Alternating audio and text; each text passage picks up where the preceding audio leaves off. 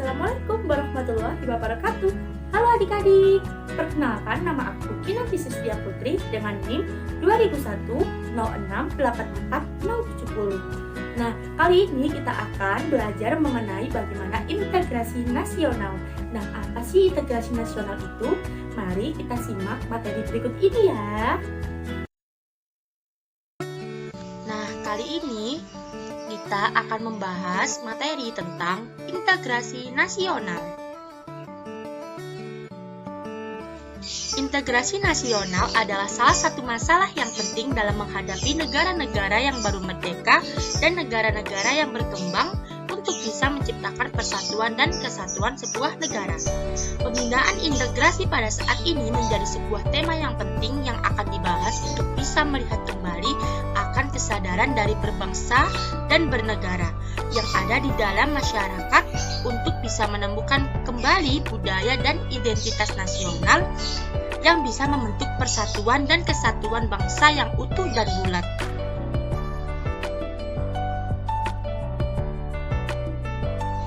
Nah, adik-adik, yang kedua yaitu adalah faktor pendorong integrasi nasional. Yang pertama yaitu ada pembentukan bangsa. Modernisasi terutama dalam bidang politik dan ekonomi membawa dampak terhadap sebuah perubahan perjalanan dari sebuah bangsa dan negara. Terdapat banyak kejadian yang ada di seluruh dunia bahwa terjadi transformasi loyalitas masyarakat dan bentuk warga negara bangsa sehingga menjadikan negara bangsa, di mana hal tersebut diartikan sebagai terdapat perluasan atau transformasi loyalitas kepada sang penguasa, contohnya seperti raja dan kaisar. Nah, adik-adik, untuk yang kedua ada Sumpah Pemuda. Nasionalisme bukan hanya menjadi milik sebuah organisasi politik, tetapi juga milik para pelajar dan para pemuda yang kemudian masuk ke dalam organisasi PPPI. Apa itu PPPI? PPPI merupakan perhimpunan-perhimpunan pelajar Indonesia. Dan setelah adanya organisasi PPPI, akhirnya PPPI mengadakan sebuah rapat yang diselenggarakan pada 27-18 Oktober pada tahun 1928 dan menghasilkan Sumpah Pemuda. Nah, adik-adik, setelah rapat itu menghasilkan isi Sumpah Pemuda yang berbunyi, 1. Kami putra dan putri Indonesia mengaku bertumpah darah satu tanah air Indonesia. Yang kedua, kami putra dan putri Indonesia mengaku berbangsa satu, bangsa Indonesia.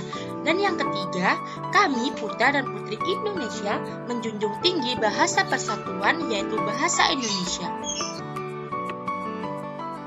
Nah, yang selanjutnya ya ada nasionalisme. Sebuah tokoh bernama Hans Kohn menyatakan bahwa nasionalisme adalah suatu pemahaman berpendapat bahwa kesetiaan tertinggi individu diserahkan kepada sebuah negara dan bangsa.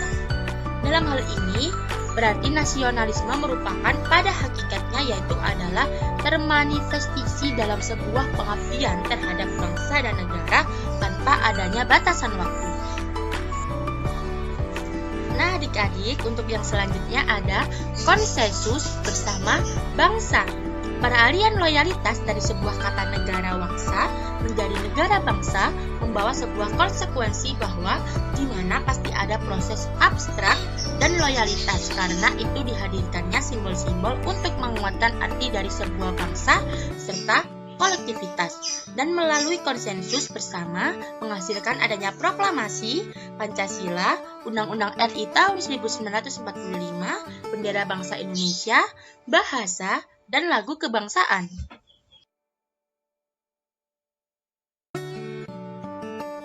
Nah, yang selanjutnya ada faktor penghambat integrasi nasional. Yang pertama yaitu ada heterogenitas budaya, agama, dan intoleransi. Keragaman budaya dan agama merupakan masuk dalam satu bangsa dan bernegara yang merupakan suatu kejayaan. Yang kedua yaitu ada luas wilayah. Wilayah negara merupakan salah satu wilayah yang sangat luas dan terdiri dari ribuan pulau dan dikelilingi luasnya lautan. Besarnya kemungkinan ancaman dari tantangan yang berasal dari luar negeri, Indonesia maupun di dalam negeri. Yang ketiga ada pembangunan tidak merata. ketimpangan dan ketidakmerataan pembangunan hasil dari pembangunan menimbulkan rasa tidak puas. Yang keempat ada emonsentrisme. Emonsentrisme merupakan pandangan terhadap sesuatu di mana kelompok sendiri sebagai pusat dari segala sesuatu yang diukur dan dipandang dalam setiap kelompok. Nah, materi yang selanjutnya akan disampaikan oleh Kak Nia. Halo adik-adik, materi selanjutnya akan dijelaskan oleh kakak ya. Oh iya, perkenalkan nama kakak Kurnia Kristina dengan NIM 2001-0684-006. Yuk, mari kita simak.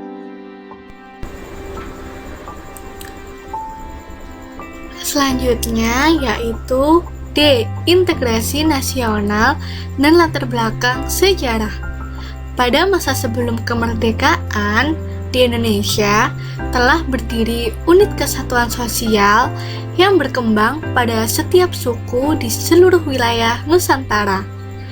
Pada zaman dahulu, wilayah Nusantara pernah mengalami masa kejayaan yang ditandai oleh berdirinya negara-negara kerajaan. Setiap kerajaan memiliki pengaruh yang kuat terhadap rakyatnya. Indonesia merupakan bekas negara jajahan selama 3,5 abad. Saat ini, Indonesia masih dihadapkan pada masalah penderitaan, kemelaratan, kesengsaraan, kemiskinan, kenistaan, kebodohan, dan keterbelakangan yang belum dapat diatasi sebagai bangsa yang sudah merdeka. Dengan adanya negara kerajaan di masa lalu, menunjukkan bahwa bangsa Indonesia adalah bangsa yang besar. Nilai-nilai yang diwariskan setiap negara kerajaan pada dasarnya sangat sesuai dengan prinsip-prinsip dalam menyelenggarakan negara modern. Pembelajaran integrasi nasional dapat dipilah ke dalam 4 episode. Yang pertama yaitu zaman sebelum kedatangan penjajah. Sebelum kedatangan bangsa-bangsa asing, setiap kerajaan telah mampu membentuk sistem sosial, ekonomi, politik, dan pemerintahan. Yang kedua, zaman penjajahan. Pada zaman penjajahan, keadaan di seluruh wilayah Indonesia dari kondisi adil dan makmur berbalik menjadi bangsa yang menderita, melarat, miskin, sengsara, hina, dan terbelakang. Yang ketiga, zaman pergerakan nasional. Perlawanan putra-putri daerah yang masih kedaerahan, berdirinya Budi Utomo sebagai angkatan perintis, dan berdirinya organisasi-organisasi sosial politik. Yang keempat, zaman setelah kemerdekaan.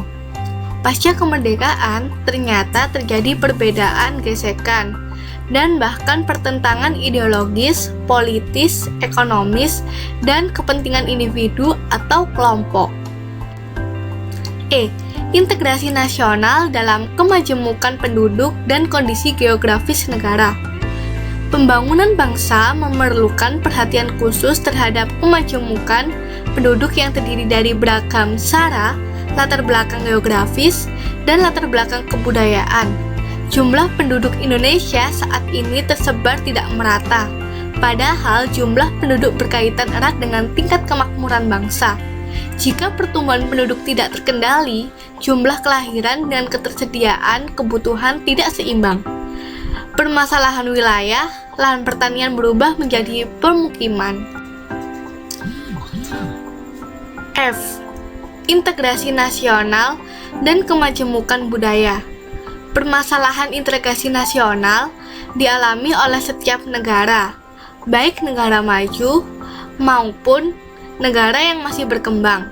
Memasuki abad ke-21, setiap negara dihadapi oleh adanya arus globalisasi. Banyak orang yang setuju dan tidak setuju. Hal ini ditandai dengan berkembangnya teknologi informasi, komunikasi, dan transportasi. Contoh teknologi berupa handphone. Dengan handphone, orang-orang dapat dengan mudah mengikuti perkembangan. Hal ini membuat anak-anak melupakan budayanya, sehingga anak-anak harus lebih diantisipasi dalam menggunakan teknologi. Tetapi masih banyak masyarakat Indonesia yang bertekad tinggal di pelosok desa. Mereka masih tertinggal oleh zaman modern loh. pendidikan di sana juga masih rendah, sehingga banyak dari masyarakat pelosok desa yang tidak memiliki pekerjaan. Hal ini membuat banyak dari penduduk desa yang berpindah dan bekerja di kota.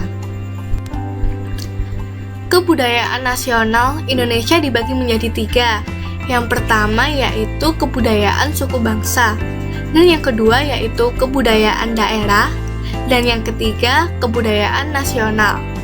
Masing-masing kebudayaan berfungsi sebagai kerangka atau acuan, serta menjadi lingkungan tempat bersemainya atau tumbuhnya pergaulan antar anggota masyarakat.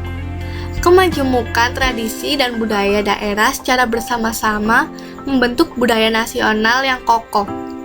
Bagi bangsa Indonesia, kemajemukan tradisi dan budaya bukan masalah. Hal ini justru menjadi pengikat perbedaan seperti pedoman Bhinneka Tunggal Ika.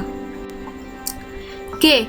Integrasi nasional dan tugas tanggung jawab masa depan. Integrasi nasional merupakan bagian penting dari pengembangan budaya bangsa dalam mewujudkan persatuan dan kesatuan serta jati diri bangsa seutuhnya.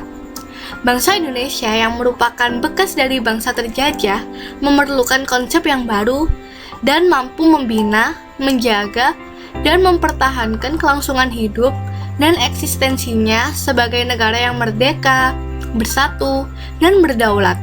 Dalam pengalaman sejarah dapat menunjukkan bahwa negara-negara kerajaan di masa lalu telah mampu membentuk struktur sosial politik yang mapan dan dapat hidup berdampingan secara damai. Bangsa Indonesia dalam memasuki era globalisasi harus kuat dalam berupaya mempertahankan jati diri bangsa. Sebagian keturunan putra-putra daerah yang merantau di kota sudah tidak mengenal budaya asalnya, tradisi asalnya, bahasa daerahnya, dan beragam tatanan kehidupan yang ada di daerahnya. Dalam hal ini, putra-putra daerah yang merantau diharapkan mau kembali ke daerah asalnya untuk membangun dan memajukan daerahnya. Nah, jadi seperti itu adik-adik materi tentang integrasi nasional. Banyak sekali bukan? Sekian penjelasan dari kakak. Terima kasih, sampai jumpa.